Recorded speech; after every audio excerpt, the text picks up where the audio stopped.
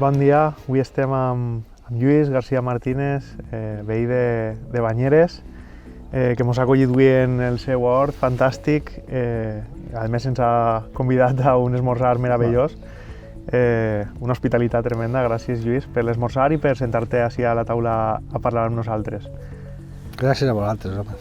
Avui anem a parlar amb Lluís, va explicar-nos el seu ofici, no? A banda de que Lluís és un enamorat de la recuperació d'antigues tradicions i d'antigues feines que ja estaven bé com estaven, no? Lluís, no feia falta haver portat tanta modernor a algunes coses de les que fem a dia d'avui. Però, en concret, Lluís, tu eres constructor, obrer, no? Obrer, jo com el definiries? Més que constructor, em considero un alumne de la vida. I vaig tenir la gran sort de xicotiu, de tindre a banda al costat de Montió, Francisco Martínez, que era un mestre d'obres, un gran mestre d'obres, i sense voler em va inculcar el que era l'albañileria i el que és la construcció. Sense donar-me compte, com un joc, em vaig introduir. T'has dedicat durant molts anys a l'albañileria, però crec que va haver un moment en què va fer clic, no? Vas descobrir alguna cosa que vas dir, o això, o pare, i em dedico a un altre tema, però vas descobrir, jo crec que Bueno, conta'ns tu, no? El que més vaig descobrir és que jo veia que el que és la construcció moderna, sí, per a fer edificis de 8, 10 plantes, rascacielos, sí que és viable, no? Però jo estic parlant des de lo que és la rehabilitació, el manteniment de lo que són les construccions tradicionals. Jo el que m'he donat compte durant els anys és que els materials nobles i materials naturals que s'han gastat abans de la modernitat d'avui en dia eren materials molt naturals. Avui en dia, per desgràcia, no gastem materials naturals en ninguna construcció. Estem parlant de construccions i de cases fetes a base de pedra, cal... Pedra, calç, algeps i fang, que és el que tenien. Les primeres construccions que es coneixen, per lògica, es feien en fang, que és el que tenien més a mà. Després van anar descobrint altres matèries, com que podien incorporar pedra, es podia incorporar altres materials quan es va descobrir la calç, que la calç va ser un pas. Ahir va n'hi haure un antes i un després en les construccions, perquè abans d'aparèixer la calç, les construccions, com si diguem, no estaven protegides contra els elements. Cosa que la calç li dona una estabilitat als morters que la terra per si soles no ho té. I damunt li aporta uns beneficis i unes propietats. És com tot, és un ingredient que és perfecte per a la terra i és natural. Entonces, el problema que tenim avui en dia és que en els materials antics i en els materials moderns és com voler soldar fusta amb ferro. No lliguen. És el que jo m'he donat compte. Parles, per exemple, d'incloure cement a construccions tradicionals, no? Que estan prèviament fetes amb pedra. Correcte, perquè la màgia que té la calç, és que és calç viva, Val. i el nom ja ho diu, i deixa transpirar al morter. És permeable, té una red que la calç es veu, a microscopi ho veuen els químics, jo no ho he vist, però jo sí que veig com la humitat entra i ix, perquè el morter veig com el poses, però si n'hi ha humitat baix veus com el tros ixe canvia de color per la humitat, però per el temps per l'aire veus com és seca. Transpira i és seca. Correcte. Algo que no passa quan alicatem, impermeabilitzem, que al final la humitat no va desaparèixer, no? Però hi va estar ahí, el que fem és ocultar-la, no? Ocultar-la, i a part estem creant-li una patologia als murs, perquè aquesta humitat no ix ni per un puesto ni per l'altre. Entonces la humitat permanent no és bona. Una cosa és que entre la humitat isca, es seque, això és boníssim, però la humitat permanent és com nosaltres si ens posem els peus dins d'aigua. Al final... Un ratet està fresquet, però després se mos arruga la pell i després no ve cosa bona després, no? És el que jo observo en els morters, que després quan vaig a rehabilitar alguna casa vella o he estat també treballant en castells antics, i veus les patologies que n'hi ha quan lleves el morter, veus que el morter de calç està mort. De tanta humitat que ha aguantat, al final acaba matant-lo. Un morter que duia ahir 300 o 400 anys, i en cosa de 15 o 20 anys l'ha matat. O sigui que damunt són materials que d'alguna forma estan vius, no? Que ens ajuden, com tu has dit, la cal viva, no? Correcte, el yeso vivo, antigament. Avui en dia en la construcció moderna es gasta el yeso muerto, que només sentint el nom ja a mi em dona repelús. Sí, yeso muerto, jo gasto yeso vivo de tota la vida.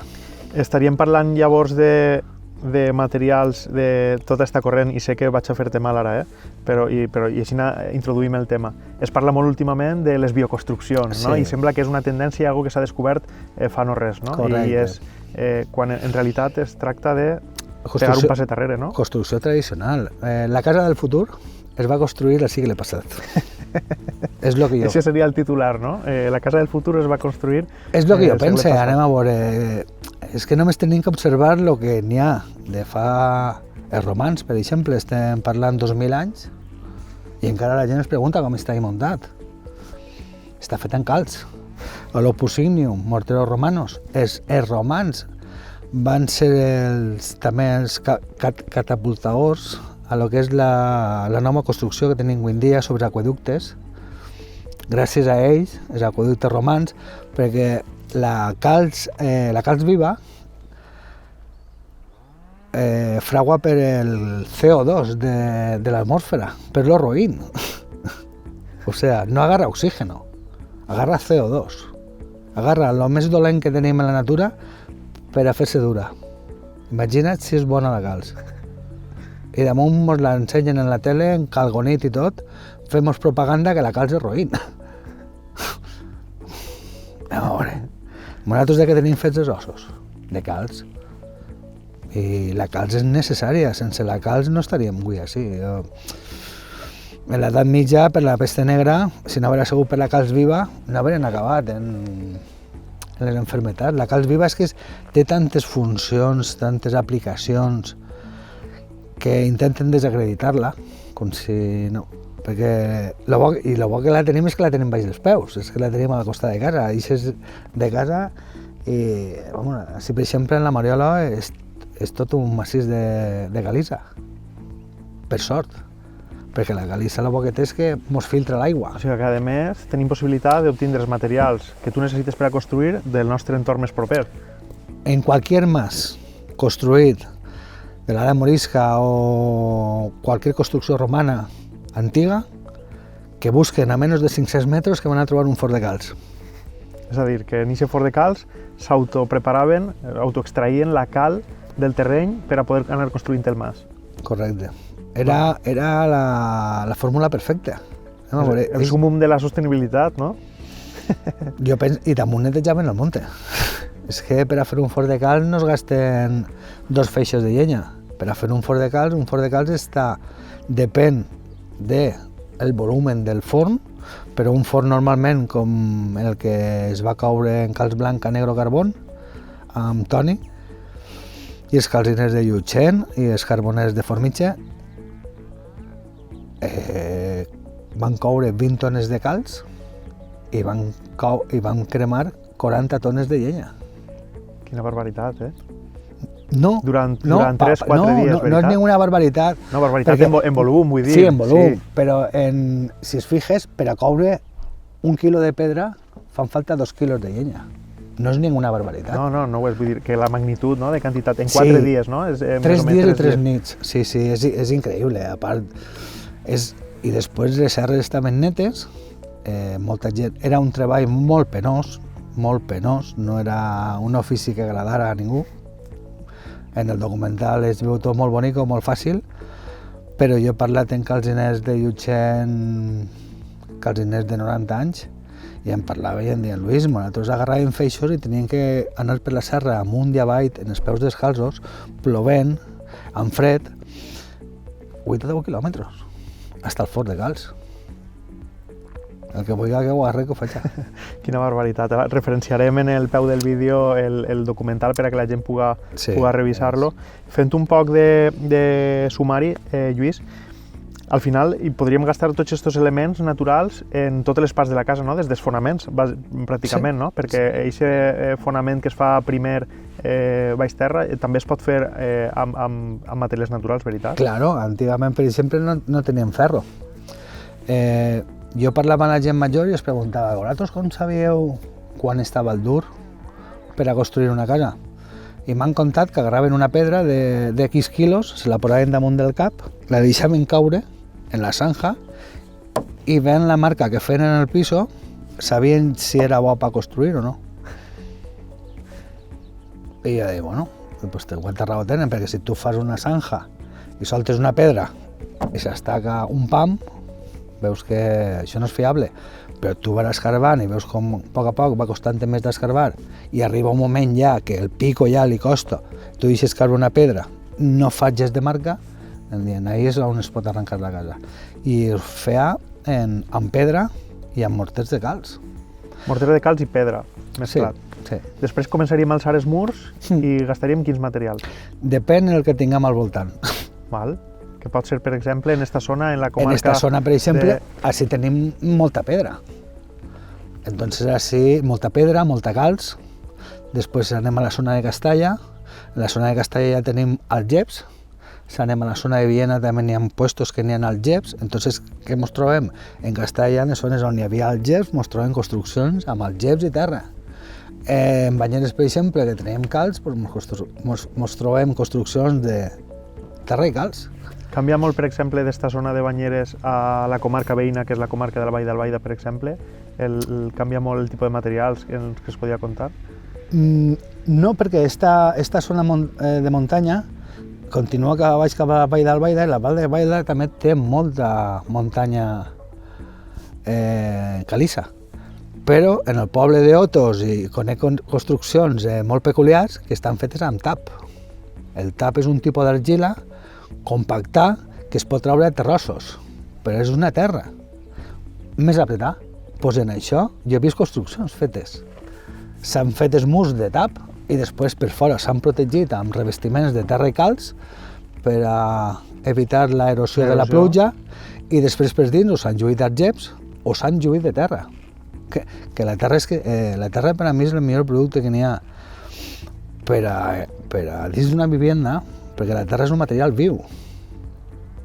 L'argila, perquè mantenga la gent, està a la terra, que la terra és l'argila, i l'argila la propietat que té és que si n'hi ha molta humitat en l'ambient, l'argila l'absorbeix.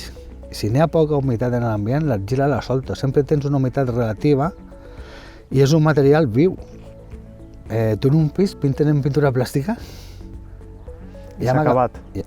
Hem acabat i després no és un material, perquè jo ho noto, jo he fet de pisos sencers amb terra i calç. Pisos. Pisos i cases senceres, ja fetes perquè la gent pugui veure que és un material mil·lenari. Que això no és un tema de quatre friquis, no? Que volem recuperar una forma de construir. Podem fer un pis actual amb sistemes tradicionals, no? De construcció. Vamos, perfectament no. I a part més bonic... Més saludable, més bonic, més sostenible. És que ho té tot. Jo, per exemple, en el pis on visc, que ara estic a mitges, perquè estic a mitges, però estic fent-ho per a que la gent pugui veure-ho i jo estic al·lucinant, vamos, és el que es pot fer en l'argila. És una cosa... És que és una cosa... I després la treballabilitat que té el material, l'argila, a mi la soltura que em dona treballant no me la dona ningú altre material. Hasta ara no me la transmet ningú altre material. Lluís, el pareix que mos ensenyes quatre materials des que tens per ací Claro. a l'hort preparats per a qualsevol intervenció que tinguis que fer i després fem una volteta, crec que volies ensenyar-nos una construcció antiga. Sí, s'arrimarem a veure el que era la construcció del molí blanc i negre, que és una construcció molt majestuosa i està feta en terra i calç i algeps. Genial. Pues moltes gràcies, Lluís, anem cap allà. Molt bé. Vale, Lluís, mos has agarrat uns pocs materials que tens així preparats, explica'm què és cada cosa i el que anem a fer, una xicoteta demostració, no? Que vas a fer-nos a xicoteta escala de com seria fer un xicotet morter, no? De terra i calç. Sí, un morter molt senzill. El nom ja ho diu, terra, estem parlant d'argila, i calç, que és calç viva, amerà, és calç en pasta. Ara li introduïm un poc d'aigua, això es faria a gran escala, però estic fent així a xicoteta escala perquè la gent veja, però això es faria a una escala molt més gran, faríem 2.000-3.000 quilos de morter, que és el que feien abans.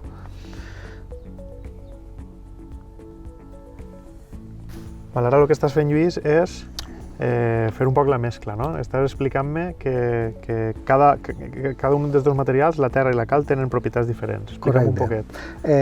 La terra, un morter s'estructura amb un conglomerant i un aglutinant.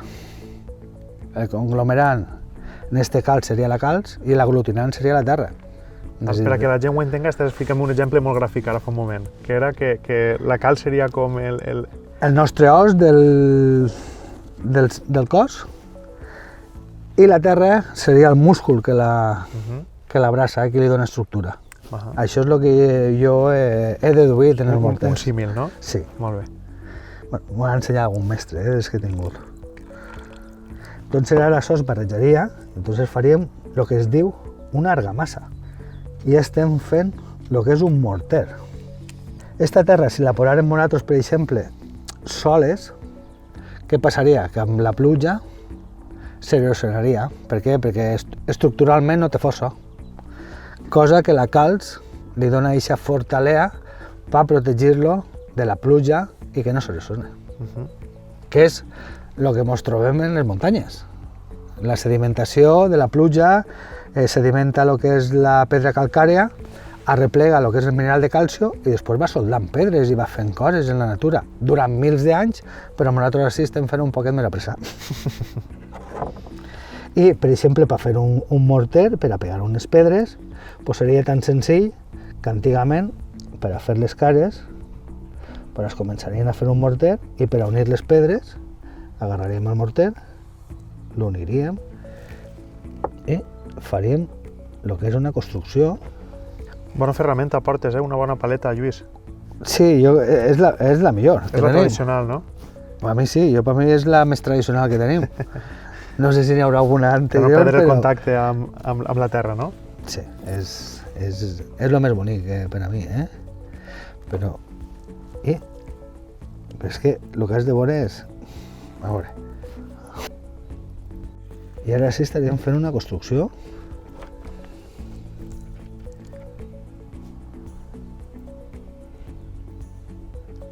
amb morter no és una cosa bonica, però bueno. Sí, però clar, que no deixen de costar, que són 5 pedres que acabem de trobar les primeres al voltant de la taula, sí. i amb este morter que acabes de fer hem fet aquesta construcció. Correcte. I d'ací, no res, un ratet, això és un bloc, no?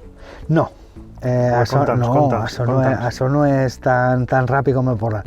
Això el que té és que ara fraua molt lentament.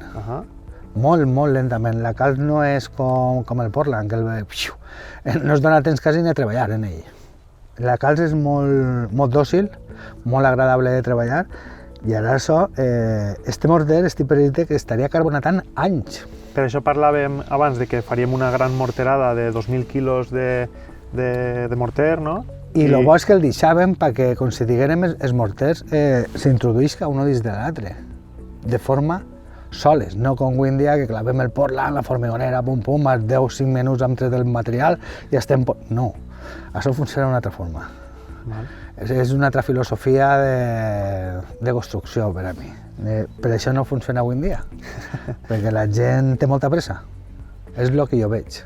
Però una de les avantatges és que aquesta propietat en concret és el que fa que estiga viva durant molt de temps, no? Correcte. I ajuda a oxigenar la paret. Perfectíssimament. I després, el bo que té aquest morter, després el podríem reutilitzar perfectament. És totalment aprofitable després. És a dir, una paret d'una casa que s'ha fet d'esta forma, després la podrem desmuntar? És que hauríem de gastar-la, perquè si estàs tirant-lo estàs fent una tonteria. Estàs tirant un morter que després vas a tenir que substituir-lo per un altre morter igual. És el bo que té la calç. La calç i la terra. El fang és infinito, per a mi. Perquè, l'argila i la calç, això després carbonataria, es posaria dur, però es podria tornar a triturar i gastar-lo com a àrid. Li afegiríem un poquet més de calç i tindríem un altre morter.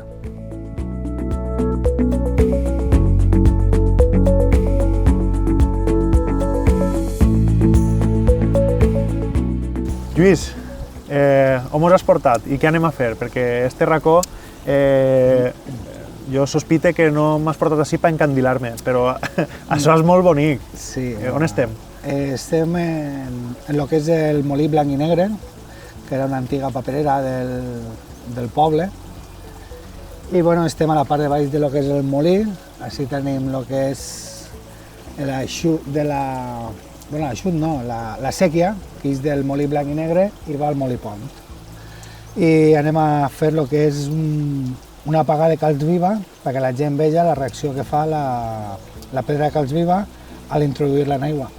O sigui, aquesta pedra de cal viva és una pedra que es va extraure en un forn de cal, no? Entenc?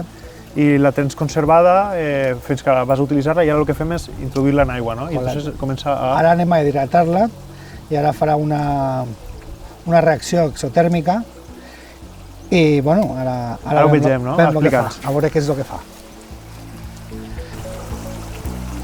Introduir.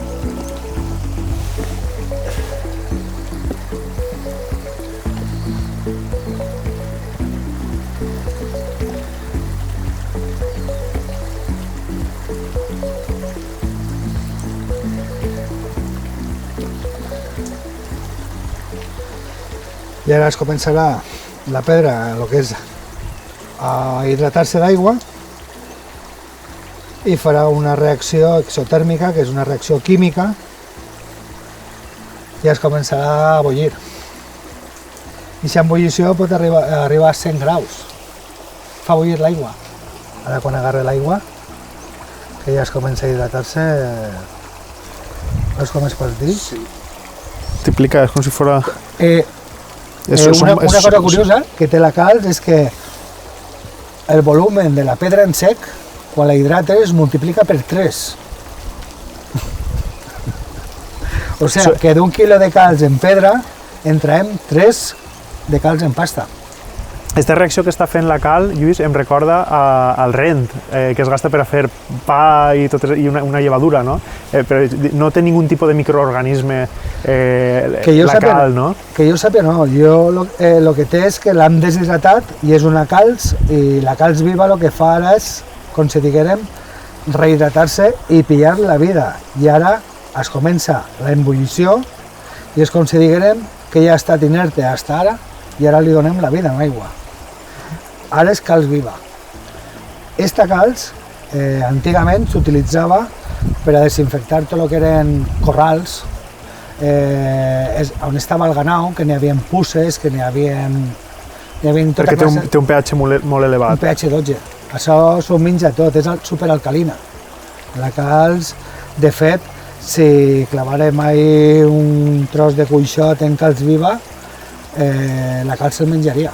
Esta calç, per exemple, en els masos, es deixava per emblanquinar el que eren els masos, tenien en tots els masos el que és la jarra d'amerar calç, que es posava calç viva d'un any per un altre. Per exemple, s'amerava enguany per a gastar-la a la primavera següent per a emblanquinar el que són les façanes dels masos.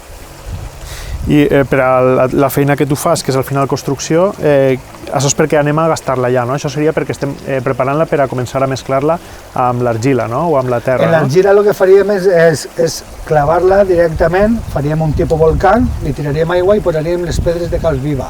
Es faria, com si diguérem, una calç en pasta i després aquesta calç de pasta es taparia de terra i es deixaria ahí durant mesos. I després, com només és carbonat a la part de fora, es trencaria la costra i es trauria el morter tendre de dins. Durant mesos. Sí. De fet, en els masos antics sempre tenien un muntó de terra i calç per a reparar, si tenien que fer alguna intervenció en el mas, tenien el muntó de terra i calç, trencaven la costra, traien morter de dins, feien les reparacions i tenien ahí, com si diguérem... I tornaven a tancar la costra. Correcte, ho tapaven perquè no carbonatara per l'aire i n'hi ha masos, jo en conec dos, que aquest muntó de terra s'ha quedat de fa centenars d'anys i pareix que sigui una pedra a continuació del mas, i és el morter de calç. Curiós. N'hi ha dos masos que conec. Molt bé, Lluís, doncs, per la nostra banda jo crec que no n'hi ha molt més que comentar. Bueno. T'agraïm este ratet que ens has dedicat a l'Associació d'Emprenedors Rurals per a parlar de construcció tradicional. I res, qualsevol persona que vulgui posar-se en contacte amb tu per a saber més d'aquestes metodologies, no? Constructives, Sí. siga per a fer alguna obra o siga per a simplement que pugues divulgar-los esta ciència, perquè al final és... és una este saber, no? És una transmissió de sabers. És que... Molt bé, doncs moltes gràcies, Lluís. Un plaer i moltes gràcies per haver vingut a Banyeres.